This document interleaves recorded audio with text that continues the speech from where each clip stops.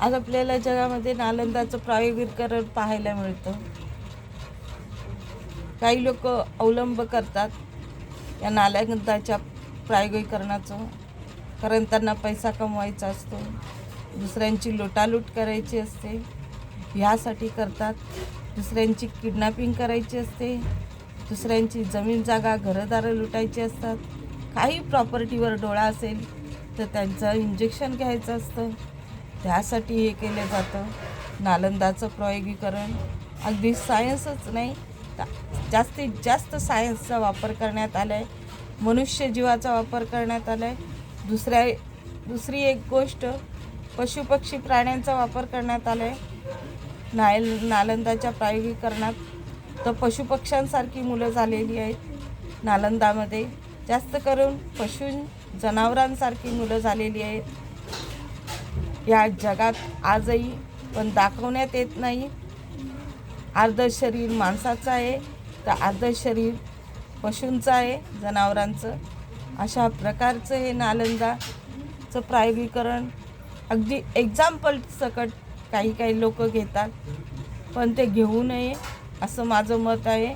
शिकावं पण करू नये अवलंब, असं माझं मत होतं आणि आहे सुद्धा. नालंदा कशी होती तर नालंदा युनिव्हर्सिटी अशीच होती, म्हणून नालंदाला युनिव्हर्सिटी हे नाव देण्यात आले. अख्ख्या जगाची युनिव्हर्सिटी नालंदा हीच आहे. अख्ख्या जगाचं नाव नालंदा युनिव्हर्स आहे आणि नालंदा युनिव्हर्सिटी आहे. युनिव्हर्सिटी म्हटलं की शाळा आली, युनिव्हर्सिटी म्हटलं की कॉलेज आलं, युनिव्हर्सिटी म्हटलं तर माध्यमिक आलं, विद्यालय, आणि युनिव्हर्सिटी म्हटलं की अगदी PhD आली, मास्टर आलो आपण झालो त्यामध्ये.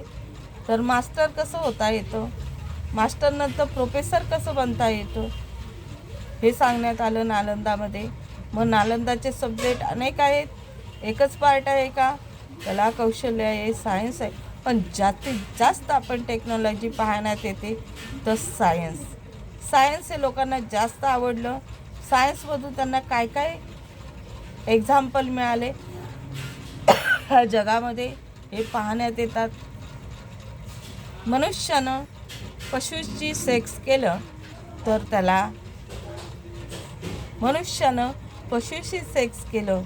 त्याला अर्ध शरीर पशुचं येतं, अर्ध शरीर माणसाचं. पण DNA कसे ओळखायचे? DNA ओळखण्याचा एकच पार्ट आहे तर केस. मुखवटे नाही, हँड फिंगर्स नाहीत, लेग्स फिंगर्स नाहीत, तर केस. मग केस कशी ओळखायची? तर केस हा एक्झाम्पल.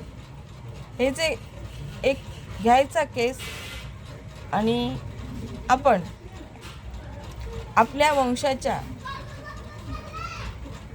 सांगण्यात येतो, आपल्या वंशाच्या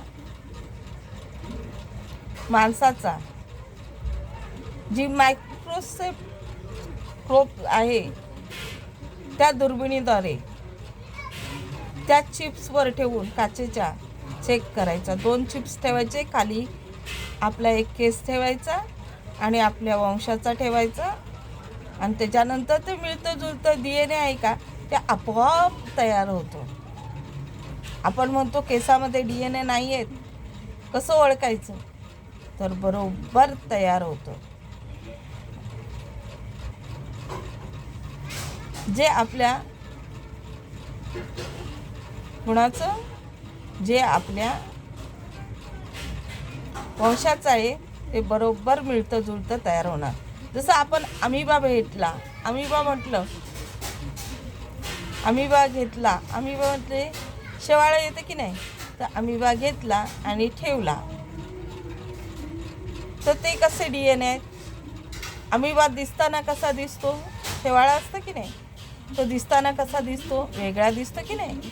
जेव्हा मायक्रोस्कोपवर ठेवला जातो त्या चिप्सवर तो वेगळा दिसतो की नाही. तशा प्रकारे आपला केस ठेवला की बरोबर मिळतं जुळतं DNA तयार होतं. म्हणून कायदा आपल्याला काय म्हणतो?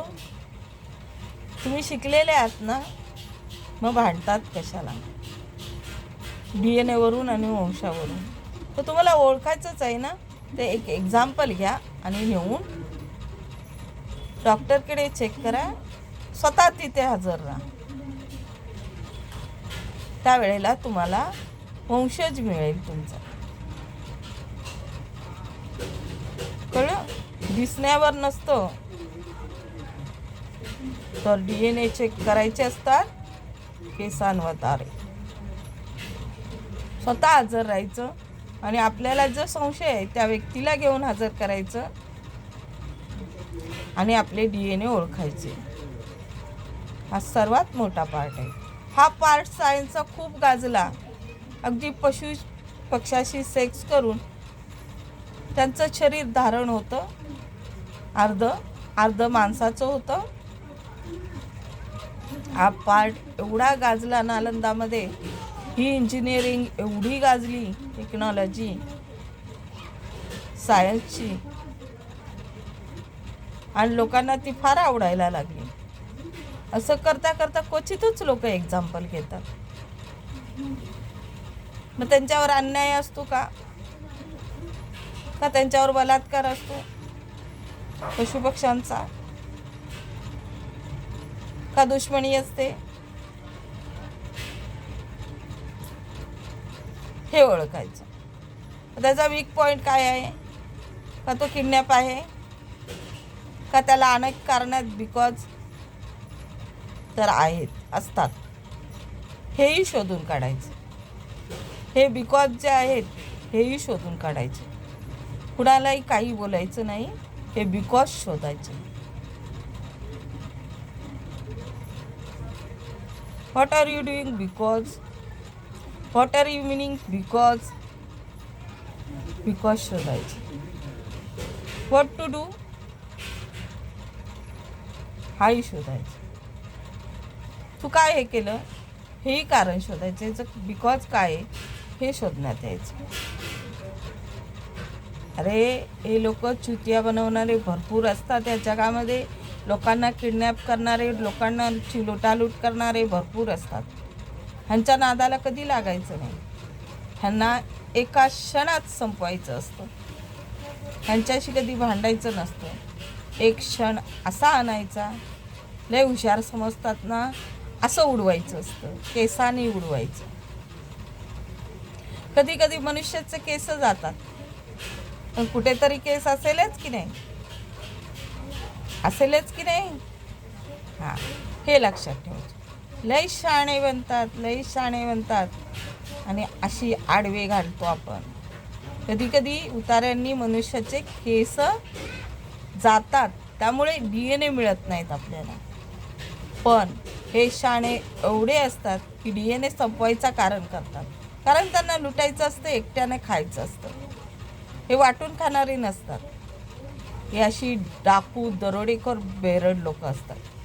असं मी स्पष्ट बोलेन. हे नालंदा जे बुक्स आहे हे देवानं आपल्या पुढ्यात टाकले, हे शिकण्यासाठी आहे, ते एक्झाम्पल घेण्यासाठी नसतं. पण तरी पण लोकांवर अत्याचार केले, एक्झाम्पल केले, पशु पक्षी जनावरांपर्यंत. हे जाणून बुजून केले. ही हरामखोर लोक असतात, गुन्हेगार लोक असतात, ही वाईट बुद्धीची असतात, म्हणून हे असं करतात. हे असंच करायचं असतं यांना, म्हणून करतात. आणि असंच करावंसं वाटतं म्हणून करतात. ही पापबुद्धीची लोक आहेत. आणि ह्या पापबुद्धीच्या लोकांशी आपण काही सतत भांडत राहायचं असतं तर नसतं. गप्प बसून राहायचं. जितकं करतात तितकं करून द्यायचं.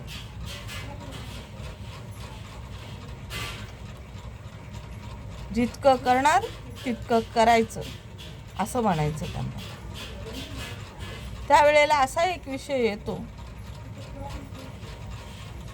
त्यावेळेला नालंदामध्ये असा एक विषय येतो की तुम्ही कारागिरी शिकलात, टेक्नॉलॉजी शिकलात, अनेक इंजिनिअरिंग शिकलात, कला कौशल्य शिकलात, मग हा पार्ट तुम्ही का गाजवलात? लोकांच्या किडनॅपिंगसाठी तुम्ही गाजवलात, लोकांची लुटालूट करण्यासाठी हा पार्ट गाजवलात की नाही? लोकांवर अत्याचार करण्यासाठी हा पार्ट गाजवलात. हा पार्ट किती दिवस तुमचा गाजणार? या लोकांनी अजून एक विषय आला, तो नंतरच्या लेक्चरमध्ये मी सांगते.